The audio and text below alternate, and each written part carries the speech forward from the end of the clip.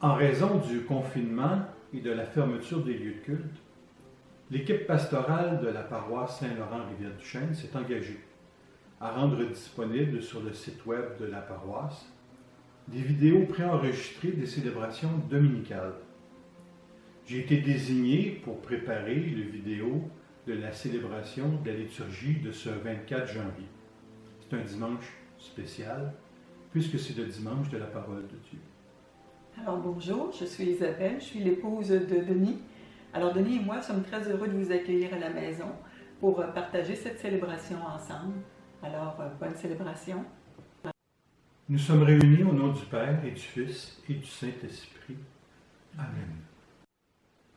La parole de Dieu aujourd'hui nous invite à la conversion.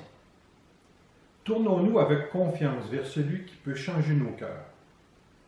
Seigneur Jésus, tu nous crois capables de répondre à tes appels. Quand nous en doutons, prends pitié de nous. Prends pitié de nous. Ô Christ, tu nous envoies porter la bonne nouvelle. Quand nous tardons à nous mettre en route, prends pitié de nous. Prends pitié de nous. Seigneur, tu nous appelles à bâtir avec toi le royaume. Quand nous sommes tentés de nous décourager devant les difficultés, prends pitié de nous. Prends pitié de nous.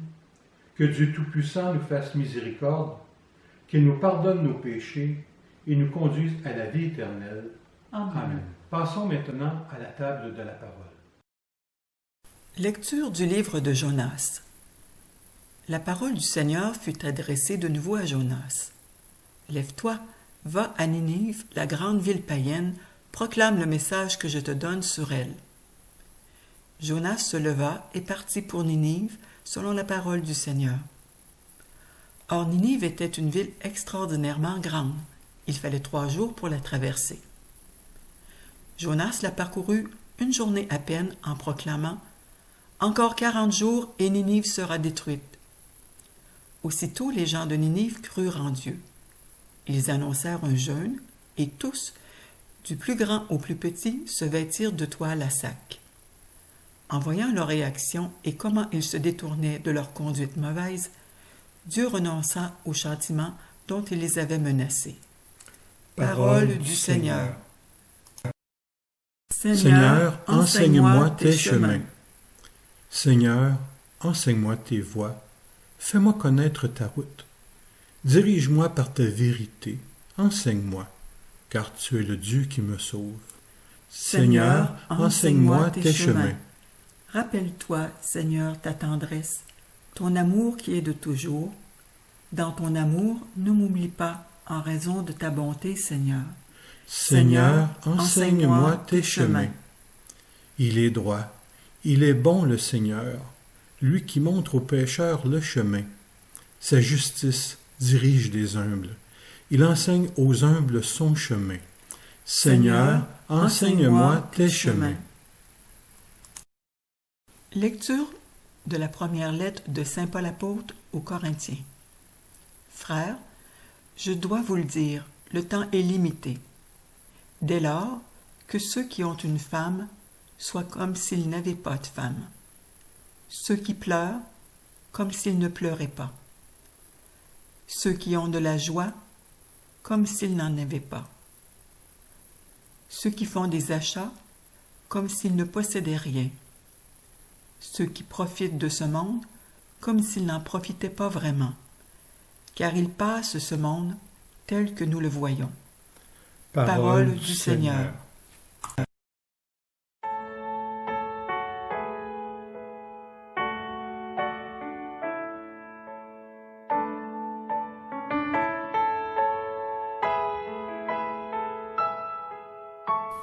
Alléluia, Alléluia, le règne de Dieu est tout proche.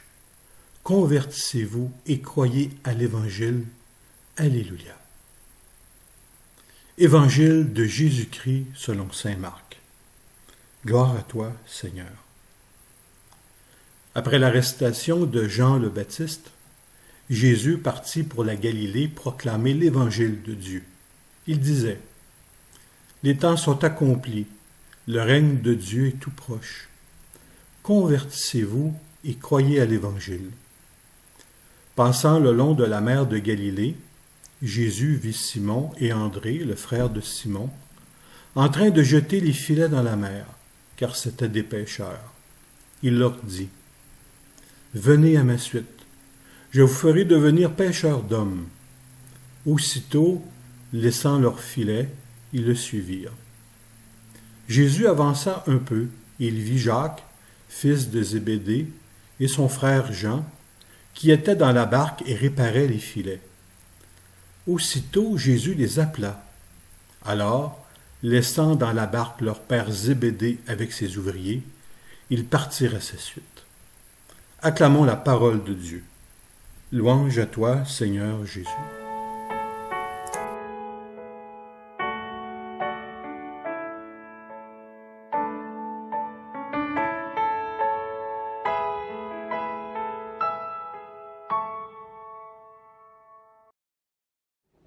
Depuis plusieurs mois, à l'invitation de notre archevêque, je me suis lancé avec quelques paroissiens dans une belle aventure, celle des maisonnées.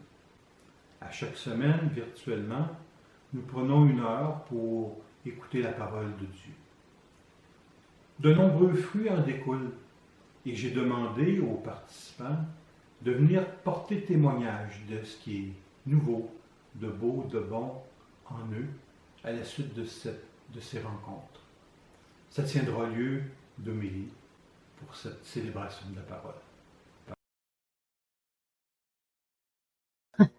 Et la place que Jésus prend dans ma vie, moi, il m'apporte la paix intérieure. Quand je lui parle, je suis certaine qu'il m'écoute, parce que j'en ai la preuve. Il adoucit ma vie. Même dans les orages, je sais qu'ici et là, ma vie est différente. Elle me guide quand j'ai besoin, j'ai une demande, j'ai confiance.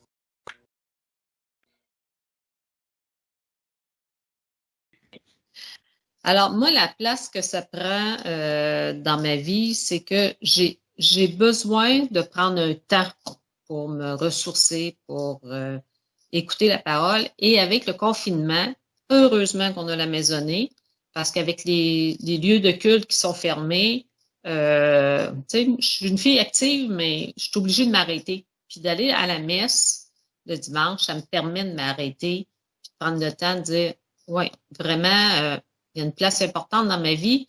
Il faudrait que plus souvent, je m'arrête pour lui parler, le remercier, parce que effectivement, comme disait Louise, je le sais qu'il m'écoute. Je le sais que quand j'ai besoin de quelque chose, j'ai mes réponses. Mais c'est surtout que la vie va vite, puis je prends pas le temps toujours de m'arrêter pour le faire.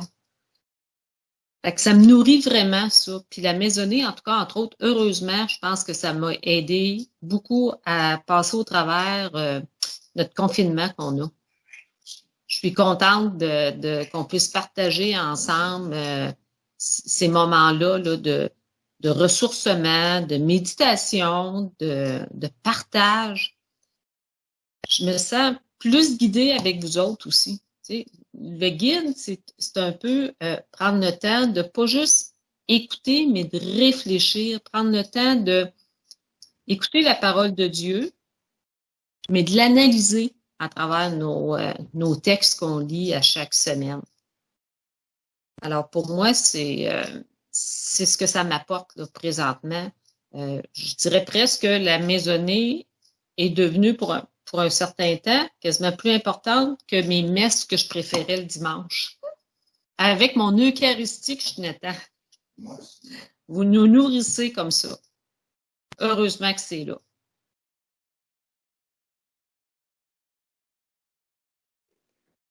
Bon, alors là, je vais ajouter quelque chose à ce que Linda a dit.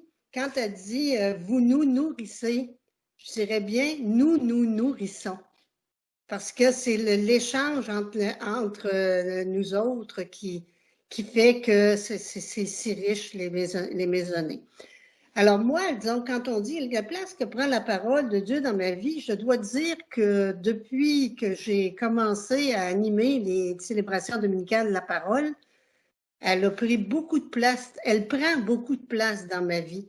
disons que c'est comme si j'avais faim et que, disons que j'ai été nourrie par la célébration de la parole et j'avais encore de plus en plus faim. Je comprends pas comment ça se fait, mais disons que à ce moment-là, j'ai commencé à faire la lecture de l'Évangile du jour à tous les matins. En me levant, c'est, disons que la première chose que je fais, je m'en viens à mon ordinateur et je lis l'Évangile du jour et disons que c'est connaître Dieu, je crois, puis il y a toujours un petit commentaire qui est à la fin. Et je trouve que ça donne mon point de départ de la journée. Ça me met en contact. Ma relation avec Dieu est importante, donc je commence par lui, avec un peu, disons, aller voir qu'est-ce qu'il attend de moi. Et à ce moment-là, disons que ça devient comme mon guide de la journée. Et toujours, c'est comme si ça m'incite toujours à rester éveillée. Parce que si je regarde les lectures d'aujourd'hui, là, dans la première lecture, on a, disons, que Jonas qui a été appelé, qui répond à l'appel. Et aussitôt qu'il répond à l'appel, disons qu'on dit aussitôt les gens de Ninive crurent en Dieu. Alors là, ça me dit à moi, puis on a la même chose dans la lecture de l'Évangile. Disons que quand il appelle les apôtres, c'est-à-dire, on dit aussitôt Jésus les appela et ils partirent à sa suite. C'est comme quand Dieu nous interpelle, qu'il a besoin de nous autres comme outils, parce que, disons, à ce moment-là, il suffit de se rendre disponible, puis les choses vont aller comme il se doit d'aller, là.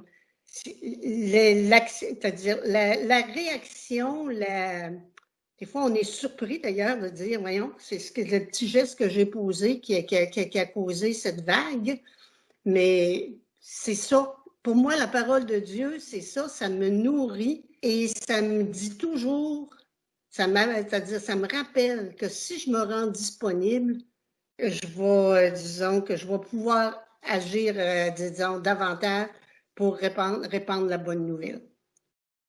Voilà.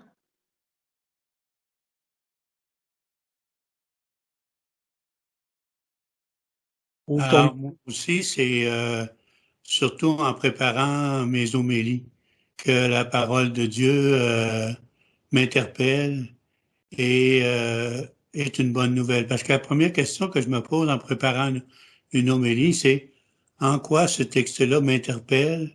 En quoi est-il une bonne nouvelle pour moi?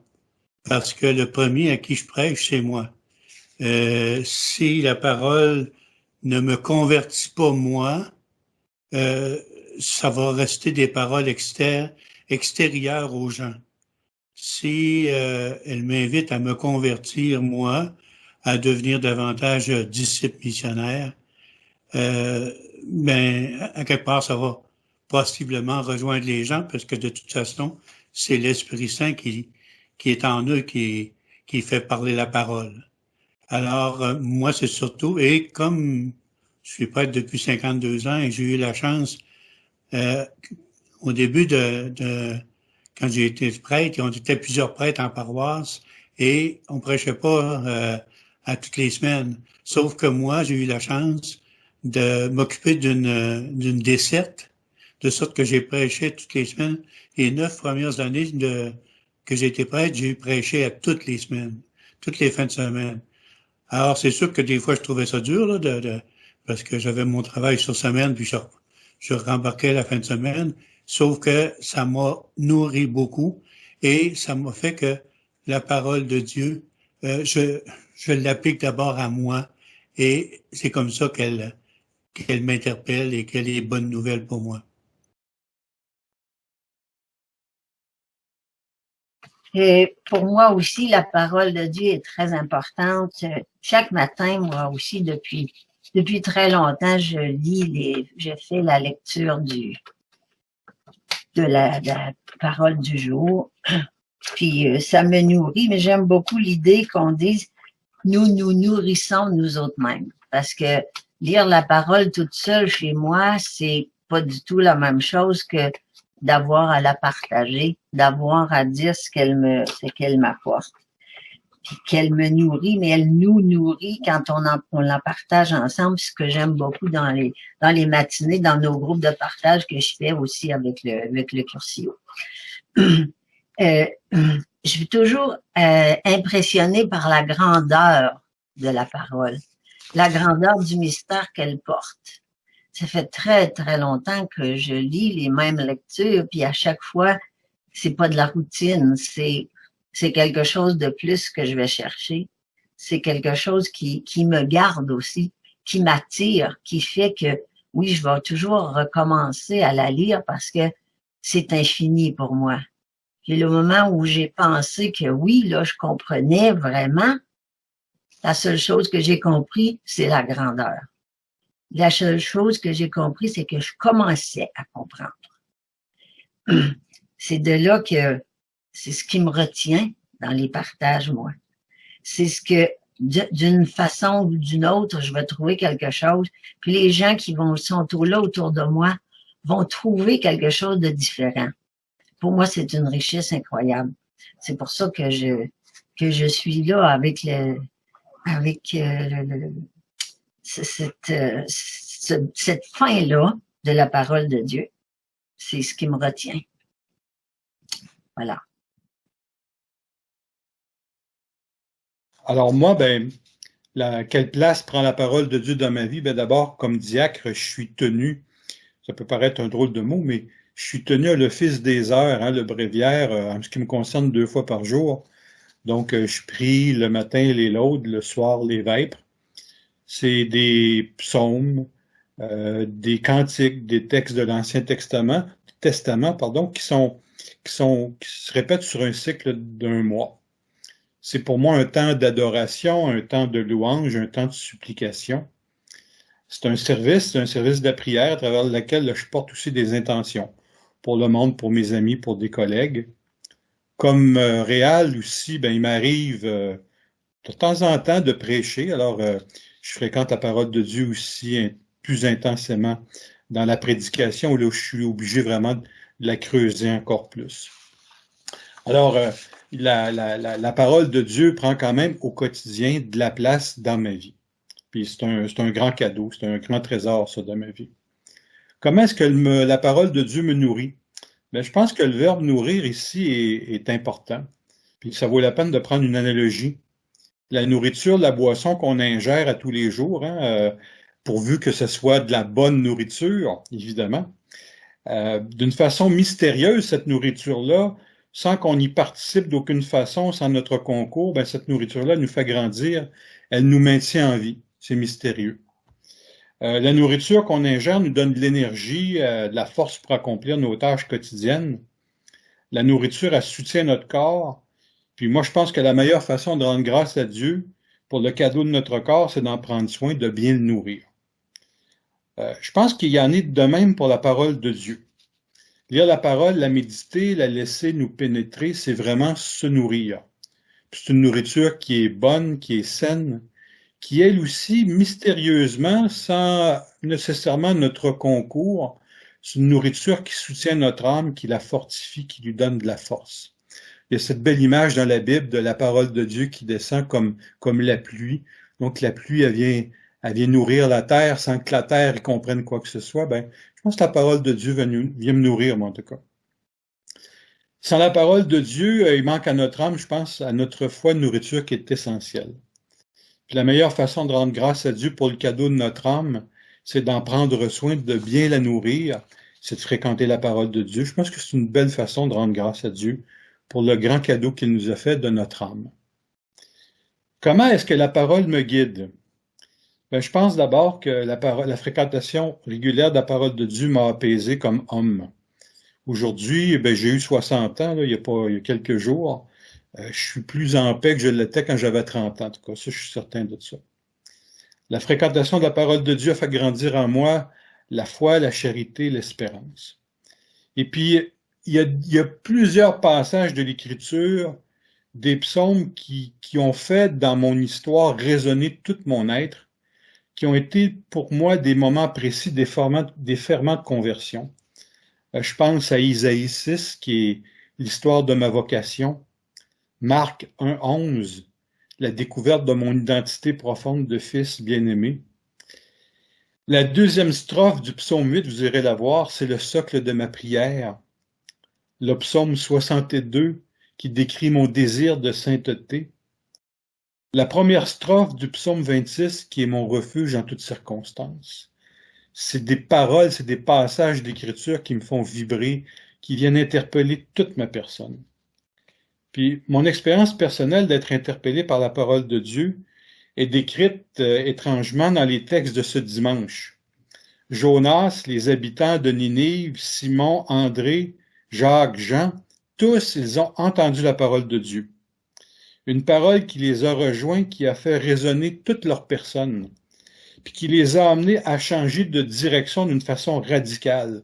Puis c'est intéressant, dans le texte de Jonas, on lit Jonas 3, mais il faudrait lire Jonas 1, parce que Dieu s'est adressé à Jonas 2 fois. La première fois qu'il lui a adressé la parole à Jonas, Jonas, il s'est poussé, il s'est sauvé.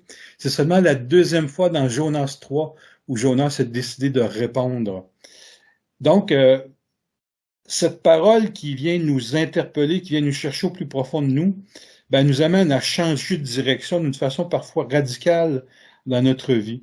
Jonas, il a décidé de faire quelque chose qu'il ne faisait pas avant. Les habitants de Ninive, ils ont changé leur comportement. Les 4 apôtres qu'on nomme dans l'Évangile, ils ont laissé leur filet puis sont allés suivre Jésus. Ils ont pris une direction radicalement différente. Pas parce que leur vie était mauvaise quand on pense des apôtres, mais c'est parce que Dieu voulait encore plus pour eux. Je pense qu'à travers la parole, Dieu nous invite des fois à la conversion, à changer de direction. Pas parce qu'on est mauvais, mais c'est parce qu'il veut ce qu'il y a de meilleur pour nous.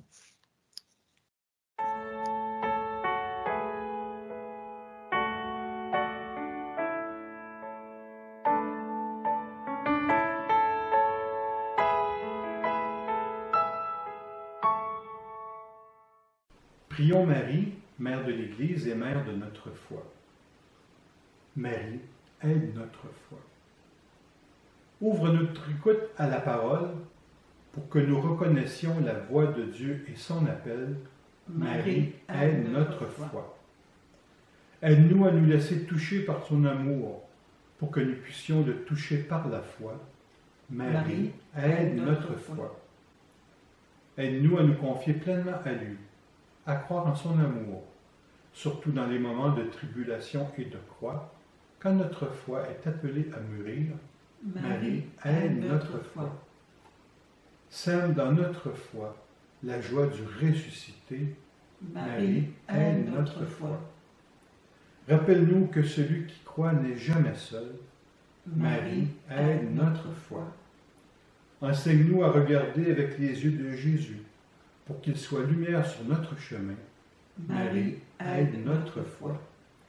Et que cette lumière de la foi grandisse toujours en nous, jusqu'à ce qu'arrive ce jour sans couchant, qui est le Christ lui-même, ton Fils, notre Seigneur. Amen. Dans la certitude que le règne de Dieu est proche, que le Seigneur soutient nos efforts et nous donne sa parole pour le faire advenir, laissons notre prière monter vers lui. Seigneur, écoute-nous. Seigneur, exauce-nous. Pour l'Église, dans ses différentes confessions, afin qu'elle reste toujours fidèle à la parole de Dieu, prions le Seigneur. Seigneur, écoute-nous. Seigneur, exauce-nous. Pour les chefs d'État et les divers gouvernements, afin qu'ils prennent des mesures concrètes pour assurer l'avenir de notre maison commune, la terre, prions le Seigneur. Seigneur, écoute-nous. Seigneur, exauce-nous. Pour les personnes qui travaillent dans le domaine de la santé, afin que leurs efforts et leurs sacrifices, en ce temps de pandémie, ne soient pas vains, prions le Seigneur. Seigneur, écoute-nous. Seigneur, exauce-nous. Pour nos communautés chrétiennes, afin qu'elles continuent de former des disciples missionnaires qui s'engagent, se soutiennent et se ressourcent à la parole de Dieu, prions le Seigneur. Seigneur, écoute-nous. Seigneur, exauce-nous. Pour chacun et chacune d'entre nous, afin que nous trouvions dans la parole de Dieu l'audace et le courage de quitter les filets de la peur et du doute pour répondre à l'appel du Christ, prions le Seigneur. Seigneur, écoute-nous. Seigneur, exauce-nous. Dieu notre Père, tu nous engages à la suite de ton Fils Jésus, sur le chemin de l'amour et du service. Fais de nos vies une bonne nouvelle, de manière à ce que les gens de notre entourage puissent y reconnaître ta présence. Nous te le demandons par Jésus le Christ, notre Seigneur. Amen. Amen. Nous conclurons cette célébration de la parole par cette prière que le Seigneur Jésus lui-même nous a enseignée.